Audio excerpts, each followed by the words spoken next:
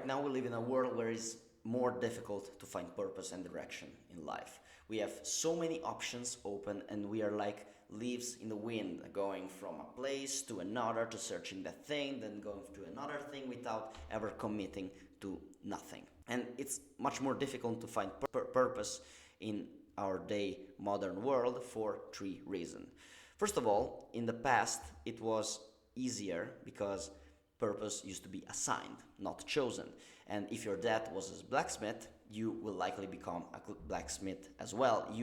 Weren't able to study or choose something else, or you also don't have internet in order to watch, to see much more options. Basically, in your brain, you didn't have that much options at all. Well, my father was a blacksmith, I'm going to be a blacksmith as well. This is my purpose. Or my father was a farmer, or I'm going to be a farmer. Okay, this is my purpose. Today, it's much more different, and luckily so. You have the ability to use your own, how can I say, your own unique personality and unique talents in order to serve the world. But it's much more difficult to find that one thing since you have all of these different options. Second, since we have internet, since we have all of this crap, so like social media or video games, it's much more distracting as a world. If you look at Aldous Huxley novel The Brave New World, they basically is this book where people live in this utopian-like society where all of your problems, all of your worries can be solved by a pill called Soma. You basically take up this pill and you don't feel any pain at all. You just feel bliss. It's just like heroin, okay? It works like, it's like a psychedelic heroin. You feel good, all your problems are gone. And our world is kind of like that. If you feel bad, if you feel kind of your life is kind of meaningless or without purpose, you feel bad because you don't know where to go in your life, you can simply turn on a video game, you can turn on a YouTube videos, you can watch all the porn and see all the titties that you want on your internet for free. So you are able to distract yourself a lot and not sitting alone with your mind and your thoughts. So you're not going to find something to you will not find this great mission to dedicate yourself to. And the third thing, which is probably your fault, okay, is an inability to commit. Having a purpose, meaning dedicating yourself to a goal, dedicating your time and energy to that thing. And since you have limited time and energy, you cannot dedicate to other stuff. So you gotta choose and prioritize something. And this is something that we as young men fail to do. We are not able to commit to something. Our generation keeps all doors open, just in case, what if the things go bad, I can always switch to this other thing. But it doesn't work like that. Also, you see that in marriages, people are getting married less, have less kids because, that's a big commitment. That's a great commitment. It's very hard to marry to someone, commit to someone and make children with them. It means having a responsibility that will last for at least 18 years, and in the way that this economy is going, at least 20 or 25 years, okay? You gotta commit to something, but purpose is not a lifetime mission, like solving world hunger. Purpose, it's simply a meaningful goal that you have to impose for yourself right now in the moment that you find yourself. Purpose, it's like an onion. Okay? And every goal that you achieve, every purpose that you uncover, that you fulfill, will peel out a layer of the onion. But the onion have many layers that you have to discover, okay? And every layer that you discover, from the most superficial one to the deeper one, will make you discover something new, all right? You discover something deeper, and you cannot start from the center. You need to work the layers from the outer to the more deeper. So your purpose shouldn't be something like, I'm going to solve the world hunger. I'm going to, what the fuck I know, I'm going to solve the AIDS problem. It shouldn't be something like that. It's noble that you're thinking about it, but start with something little, all right? Start with things that are more manageable. And things that are really authentic to you. I'm going to tell a personal story so that you can understand what I mean with finding your purpose. In 2023, I was graduating in physical therapy. I was doing my exams. I just the last 2 3 exams that I needed to finish. I was writing my thesis, and I had my graduation incoming. And since I had my graduation incoming, I was shitting my pants because I didn't know what to do after that. And I was uncertain, deeply uncertain and terrified. And I spent 7 days hiking in the Italian mountains with phone off, alone with my thoughts.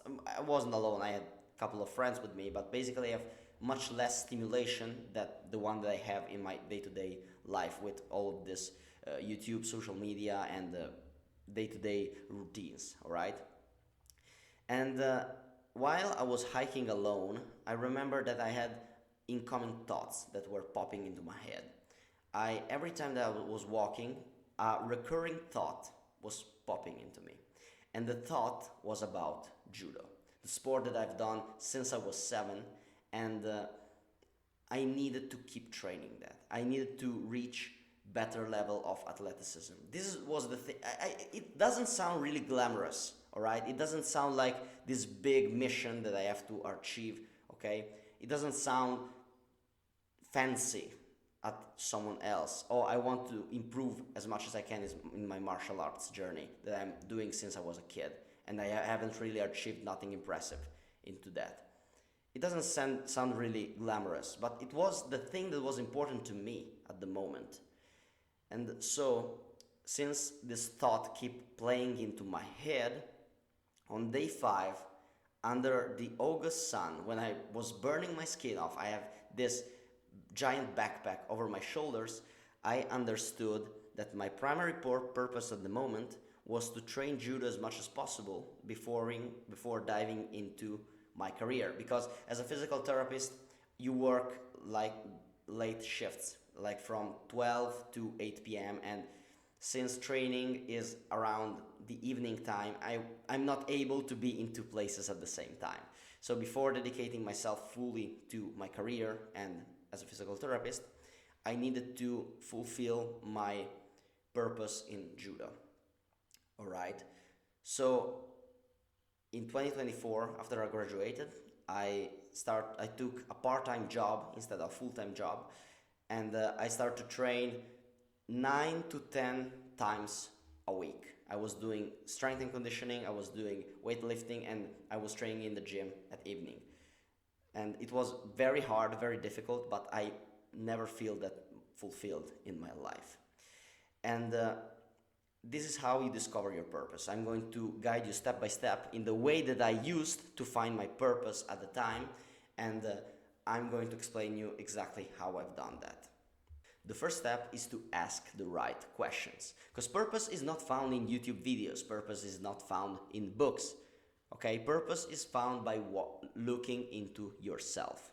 You should take a piece of paper, a pen, and start to write down this question that I'm going to tell you. What's in my environment that I could fix and I would fix? What scares me the most? What responsibility can I take over my shoulder? What bothers me about my daily life? And write these answers honestly. And if nothing clicks, it's okay. If you have no idea how to answer these questions, it's okay, because this is just the first stage. You gotta first expose your mind to this kind of thoughts. All right? There comes the second stage. The second stage is incubation. Your unconscious brain solves problems in the background, like a computer update that needs downtime. You know, when your computer is updating, you cannot really use that. You cannot play games, you cannot record and shit. You need to leave the computer alone and let him do his stuff, all right? And the fact is that your brain works in the same way. When you are exposing your brain to a problem, like the ones that I made you write down in the section before, your brain starts to find solution in the background, but you have to leave it alone. You don't have to do a lot of stimulation like using social media, video games, writing, even the good stuff like hard workouts or doing things that require a lot of your focus, you gotta get out of this crap. You gotta get bored as fuck.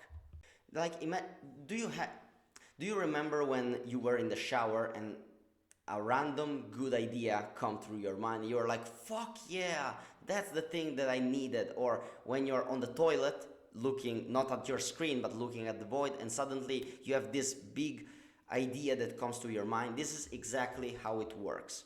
You put a problem to your brain starts to solve it in the background, and when you're by yourself, bored, this idea will come up. So to incubate and let your brain upload the new purpose that you need to fulfill, you have to be bored as fuck. And I will suggest 3 ways to do that. The first way is open-minded meditation. So every day for 1 hour, 1 hour, 40 minutes, something like that, you sit on your ass and you get bored as fuck. And you start to pay attention to whatever thoughts pop into your mind. Be careful, this is not focused meditation, so you don't have to focus on your breath, you don't have to focus on one point. You gotta simply let your thoughts flow. You gotta simply observe what pops into your mind. The second way to do that is doing a trekking vacation or going for a very, very long walk, as I've done in the past. And people have done this shit for a lot of time. Pilgrimage is a thing because it helps you to connect with deep spiritual purpose, connect with God, which basically is your subconscious brain telling you what to do. Okay? This is much more extreme since you need to take some time off, you need to organize the trip from one place to another, and in my experience this is a very effective way to understand and have clarity about what you need to do. It gives a lot of insights, so I will suggest to do a trekking vacation. If you cannot do that, just take a walk with no headphones, no music, no podcast, just you and your thoughts, you and the thing that pop randomly into your mind. The third way that you can do that is actually a variation of the second way, which is doing zone 2 cardio with no music. Because if you're into fitness, you like probably being fit, you like being ripped, and a thing that you can do is cardio, so something that is actually healthy for you, and couple it with this thing. So you can do very light running, very light cycling, very light swimming, and be careful, you don't have to be doesn't have to be heavy, because you still need space to think. And if you're thinking too much about, oh, my feet hurts, I cannot catch my breath, you will be not able to let this thing pop out into your mind. So do it very lightly and very slowly. No music, no podcast, okay? This is very, very important. Oh, but Stas, all of that sounds really, really boring. Yes, that's the point. You need it to be boring. If it wouldn't be boring, it wouldn't be useful, all right? The step number 3 is start to pay attention to recurring thoughts, all right? Once a week is passed or you have done some of this practice, all right, you should notice that you have some recurring thoughts that pop into your brain. In my case, it was judo, it was my athletic development, and it starts popping into your mind. It's like a song. Have you ever heard a song that comes to your mind and you start to singing it by yourself, and it's kind of irritating because you don't want this thing to pop into your mind, but it starts coming back and coming back and coming back and coming back in kind of annoying way, all right? If you haven't experienced that kind of annoying song that pops into your head, which might be an image, might be a voice that comes from within, it means that maybe you need more time, or you might need to extrapolate what your unconscious brain has elaborate. So if you haven't found any annoying songs that pops into your brain, go back to the question that I made you write in the step number 1. And from there, try to write down the ideas that you have come out with. And if you have 2 to 3 ideas and you cannot choose from one of them, just throw a coin and pursue one of them. But what if it's the wrong choice? What if it's the wrong choice?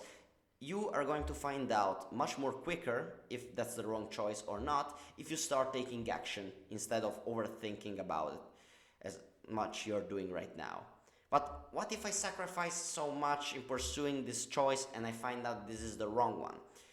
You're going to waste your time and energy anyway by sitting there and overthinking about it.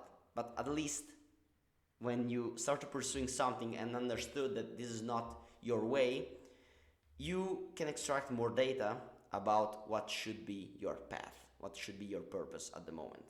And if you're not convinced yet, and you don't want to take action because you want to think more about what could be a best suitable way for you, just close this video and stop watching, because this guy won't serve you. At least you want to take true action. Step number 4, once you understood vaguely what your purpose is, once you have individuated that recurring thought that comes into your brain, or when you just throw that coin and understood which way you want to go, you need to set a smart goal. So you gotta be really precise on where you want to go and start taking action. You need a precise goal to aim in order to remain motivated and understand the kind of action that needs to be taken and performed every day to get closer to it. Now you should have all the plan, you should have the way to execute it, but I can't do that for you. My goal here was to give you the instruments to find your way, but now it's your time to do the work. I wish you all the best, my friend. Remember to aim upward as always.